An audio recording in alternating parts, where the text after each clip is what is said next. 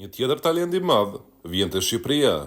Kevin Zefi ka ndruar ngjyrat e kombëtares, teksa ka lënë ato irlandeze dhe do të vesh ato kuqezi.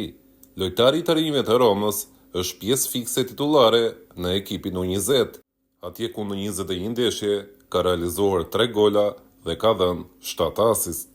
Roli i tij i preferuar është ai pas sulmuesit kryesor, por mund të luajë gjithashtu edhe në rolin e sulmuesit të majt. Më parë Kevin Zefi ka mbrojtur ngjyrat e të gjitha grupmoshave të Irlandës, duke shkuar deri në Irlandën U21.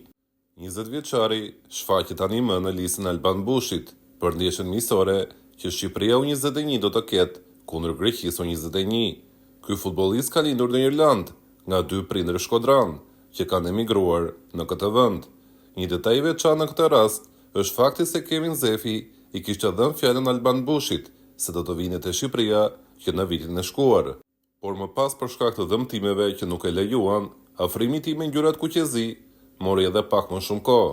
Në fund ajo që vlen është se shkodrani tregoi gjakun dhe origjinën e tij, se fjala e dhënë nuk kthehet kurrë mbrapsht.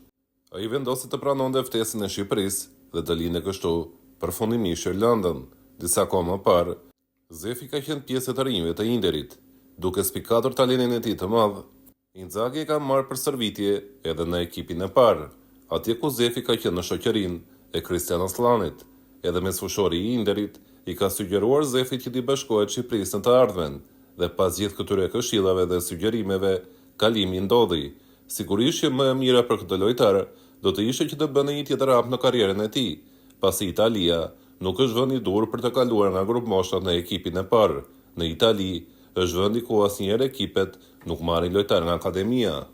E veçanta në lojën e Kevin Zefit është driblimi dhe spektakli që i jep në fushën e blertë, me lëvizjet hipnotizuese që marrin gjithmonë duart trokitje nga tifozët e pranishëm në stadium.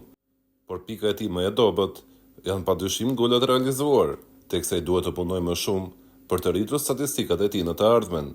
Për momentin, ardhja e tij te Shqipëria është për të përgëzuar.